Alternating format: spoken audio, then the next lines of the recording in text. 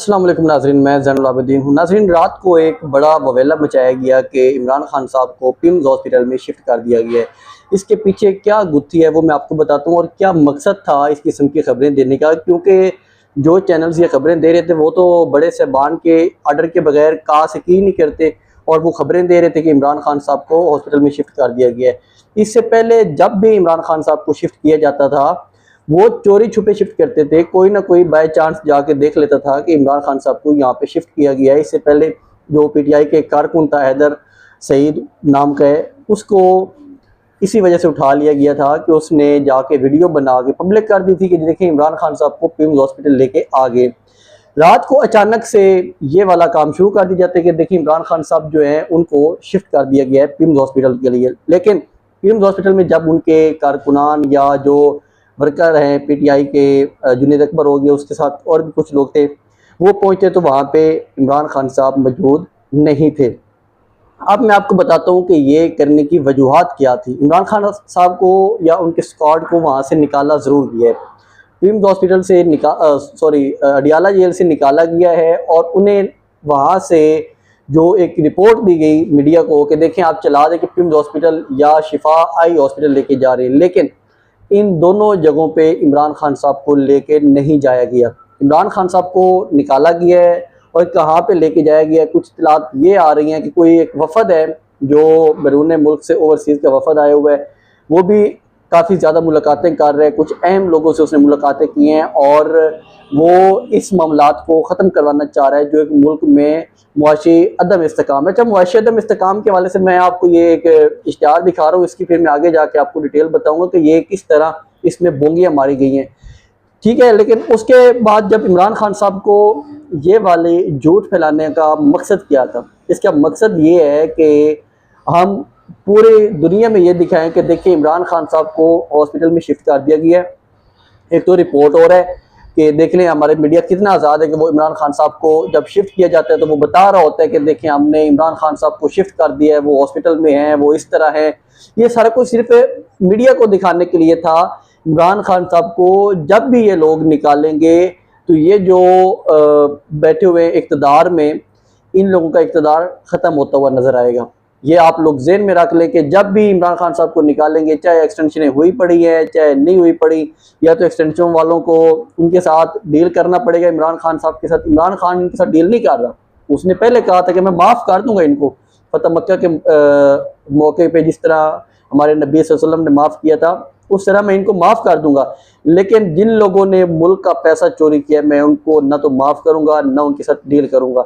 ये उसी को झुकाने के लिए ये लगे हुए हैं। ये अपनी एक सिर्फ इन्होंने विजुअल्स दिखाने थे कि देखें हमने इमरान खान साहब को निकालने के लिए इतने इक़दाम उठाए हैं, उनकी सेहत के हवाले से हम उन्हें शिफ्ट करने की तरफ जा रहे हैं। मज़ीद उसके बाद जब कहीं पर भी नहीं लेके जाया गया तो इसके बाद तमाम लोग वापस चले गए और एक चीज़ अंदर बार बार लोगों को लग रहा था कि सुहेल अफरीदी की इमरान खान साहब से मुलाकात होनी है, जिस वजह से इमरान खान साहब को अडियाला जेल से लेके पिम्स हॉस्पिटल में लेके आ रहे हैं। अब वहाँ पे जाके सुहेल अफरीदी कर लेंगे मुलाकात इमरान खान साहब से। लेकिन सुहेल अफरीदी साहब से रब्ता हुआ तो उन्होंने कहा मैं तो पेशावर में हूँ। उनकी दिन में एक मुलाकात रिपोर्ट हो रही है काफ़ी ज़्यादा मोहसिन नकवी के साथ, कि मोहसिन नकवी के साथ उन्होंने मुलाकात की है और उस मुलाकात के बारे में भी यही कहा गया है कि इमरान खान साहब से हमारी मुलाकात करवाएं अगर आप लोगों ने हमसे ज़्यादा पैसे लेने हैं। अब मुज़म्मिल असलम साहब बार बार ये कह रहे हैं कि देखें जो ये हमें कहा जा रहा है कि आप हमें ज़्यादा पैसे दें, तो वो इमरान खान साहब की इजाज़त के बगैर हम इनको कोई भी पैसे नहीं देने वाले। लेकिन जो इनके वफाकी वज़ीर हैं औरंगज़ेब साहब वज़ीर ख़जाना, वो कह रहे हैं कि हमारी इनसे बातचीत हो चुकी हुई है, हम इनकी बहुत तारीफ़ करते हैं, इन्होंने बहुत अच्छा रोल अदा किया है।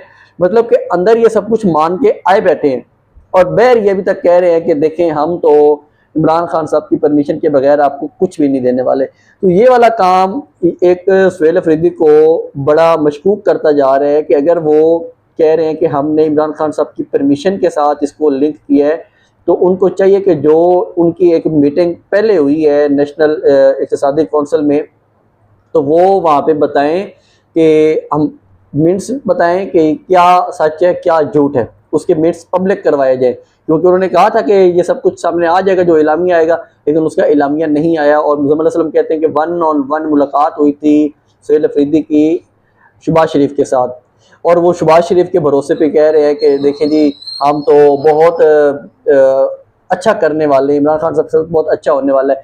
अब मैं आपको ज़रा और बताऊं कि जो पीछे मैंने आपको बताया है, एक इश्तिहार दिखाया है, वो इश्तिहार देखें कि उसमें लिखा हुआ है, जो ऊपर चीज़ लिखी हुई है कि GDP मनफी कम हुई है, बरामदात में कमी हुई है, और जो गुर्बत है वो बढ़ गई है। ये इनका अपना इक्तिसादी सर्वे है, किसी और का नहीं है। लेकिन नीचे जो इश्तिहार है उस सारे में ये दिया गया है कि ये बहुत अच्छा काम किया गया है, बहुत तारीफें तारीफें। इन बेवकूफ़ लोगों से बंदा पूछे कि ऊपर खबर क्या आ रही है आपके अपने इक्तिसादी कौंसिल का जो सर्वे है, इक्तिसादी सर्वे है उसकी, और नीचे जो आप इश्तिहार दे रहे हैं उसकी क्या खबर आ रही है। आपको कुछ कॉमन सेंस की चीज़ है ना, कम अज़ कम आप जो इनको मीडिया वालों को इतना पैसा खिला रहे हैं उन्हें ये तो कहें कि भाई आप हमारी तारीफ तो बंदे के बच्चों की तरह कर लिया करें। वो आपकी तारीफ नहीं, आपकी बेइज्जती कर रहे हैं कि आप झूठ बोल रहे हैं। वो ये बताना चाह रहे हैं आवाम को कि देखें जो ये इश्तिहार है इससे यही लग रहा है कि ये झूठ बोल रहे हैं। अब दूसरी जो ये कहते हैं हमारे शहबाज शरीफ साहब का बड़ा कामयाबी वो अपनी बता रहे थे कि देखें जी मुआशी नमू जो है ना, जो मैशत है वो हमारी 0.3 से लेके 3.2 तक आ गई है। शहबाज शरीफ साहब जब आपने इमरान खान साहब की हुकूमत गिराई थी ना, तो ये वाली जो नमू थी ये 6% पे थी, और 6% से आई थी माइनस में, क्योंकि आपने मुल्क का बेड़े घर कर दिया था। चलते चलते मुल्क को आप लोगों का तजर्बा था, जो जनरल बाजवा ने तजर्बा किया था, उसने मुल्क का बेड़ा घर कर दिया था, और बिल्कुल जो नमू थी, जो मैशत थी, वो माइनस में चली गई थी। फिर अभी 5वां बजट दे रहे हैं आप लोग, और 5वें बजट में आप लोग कह रहे हैं कि 3.2 बहुत बड़ी कामयाबी है। इमरान खान साहब के 3 सालों में से 2 साल कोविड था, और कोविड में मैशत बिल्कुल बंद हो चुकी थी, लेकिन उसकी अपनी प्लानिंग की वजह से उसने चलाया, क्योंकि जनरल बाजवा, PMLN, पीपल्स पार्टी सारे बार बार कह रहे थे कि आप लोग लॉकडाउन लगा दें, हर चीज़ बंद कर दें, कुछ भी ना चलने दें। आज उन्हीं के लॉकडाउन पे, इमरान खान साहब के जो लॉकडाउन था उस तर्ज पे ये खुद लगे हुए हैं कि किस तरह हमने मार्केटों को इतने बजे से इतने बजे तक रखना है। उसमें सिर्फ क्या मकसद है कि हम किस तरह ये चीज़ें बचाएँ, डीजल बचाएँ, लेकिन अपना कुछ नहीं बचाना। अब इसको ये अपनी बहुत बड़ी कामयाबी गिनवा रहे हैं कि देखें हमारी बहुत बड़ी कामयाबी हो गई है कि हमारी जो नमू है वो 3.2 पे पहुंच गई है। 5 साल हो गए, अवाम के साथ आपने तबाही करके रख दी, अवाम का बेड़ा गर्क करके रख दिया, और अपनी ये कामयाबी बता रहे हैं कि हमने थोड़ी सी ऊपर पहुंच गए। खैर, लेकिन ये इनके मामलात हैं, ये इनके खांचे चलते रहने, इन्होंने कुछ भी बाज नहीं आना। मैं थोड़ा सा आपको रावला कोट में जो कश्मीर में सूरत हाल चल रही है उसके बारे से थोड़ा सा आपको बता दूं कि कश्मीर में जो इस वक्त की सूरत हाल है, उन्होंने रात को जो उनकी अवामी एक्शन कमेटी है, उन्होंने कहा था कि जो अरकान रावला कोट के बाहर बैठे हुए हैं वो सारे लोग मुंतशिर हो जाएं, क्योंकि इनका एक ख़तरनाक प्लान था कि रात को वहाँ पे एक ऑपरेशन करने का प्लान था, जो हमारे ताकतवर लोग हैं उनका।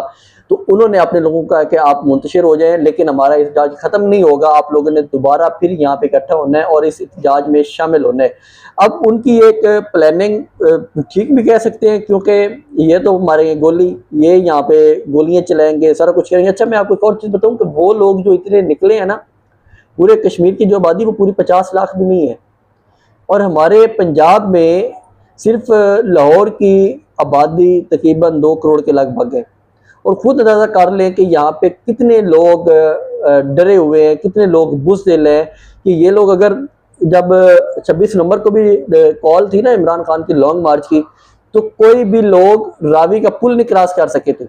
वो लाहौर के अंदर ही इतना मैसिव प्रोटेस्ट नहीं कर सके थे कि वहाँ पे कुछ जो हुकूमत है उसके लिए परेशानी होती, वहाँ पे वो इतना तक नहीं कर सके थे।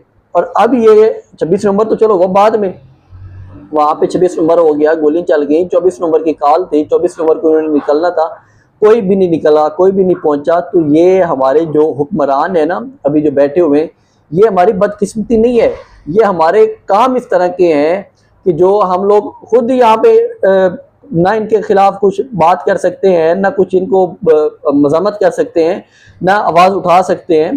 तो फिर क्या होना है, जब जो जालिम के खिलाफ आप लोग आवाज़ नहीं उठाएंगे तो उसका हल यही होगा कि सब लोगों को इस चक्की में पिसना पड़ेगा, गुर्बत में पिसना पड़ेगा। वहाँ पे सिर्फ 40 लाख की आबादी में से सिर्फ 1 से 1.5 लाख बंदा अभी तक निकला हुआ है, और वहाँ की हुकूमत को वक्ता डाला हुआ है कि हमने यहाँ पे इस प्रोटेस्ट को रोकना किस तरह है। वहाँ की पुलिस के जो लोग हैं, वहाँ का एक SP था, उसके अपने भतीजे को गोली लगी हुई थी। वो तब जाके पता चला कि यार ये तो मेरा भतीजा है जिसको मैंने गोली मरवा दी है। तो इस तरह के वहां पे हालात हैं कि कोई जितना भी स्टेबल है वो खुद निकल रहे हैं अपने हक के लिए, अपने हकूक के लिए निकले हुए हैं।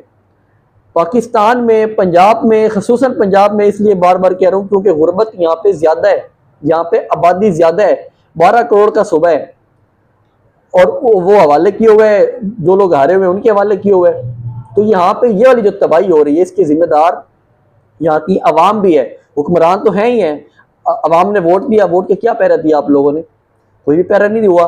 जो ये यहाँ के हुक्मरान हैं वो अब बैठे हैं अपने चुप करके अयाशी कर रहे हैं जिन्होंने ये मुंतखब हुए। तो ये एक यहाँ पे मुकम्मल तौर पे मिली भगत है सारी, जिस वजह से इस मुल्क के ऊपर एक खुदा की रहमत आ ही नहीं रही। फिर मैं आपको थोड़ा सा ये बताऊं कि इस तमाम मामलात में जो इमरान खान साहब है उनके साथ क्या हो रहा है। इमरान खान साहब को ना उनकी सेहत के हवाले से किया जा रहा है। वो कभी कोई कहता है कि उनको दूसरी पार्टी को डराने के लिए इमरान खान को यहाँ पे निकालते हैं, फिर डाल देते हैं जेल में, दूसरी पार्टी को डराने के लिए रखा हुआ है। तो इमरान खान साहब का ये कसूर है कि वो हक बोलते हैं और हक सच बोलने से ये तमाम लोग डरते हैं। वो इंसाफ की बात करते हैं और इंसाफ होने से ये तमाम लोग डरते हैं। उसका ये कसूर है कि उसकी इन बातों की वजह से आप लोग ना उसका इलाज होने दे रहे हैं, ना उसकी सेहत के हवाले से कुछ करने दिया जा रहा है।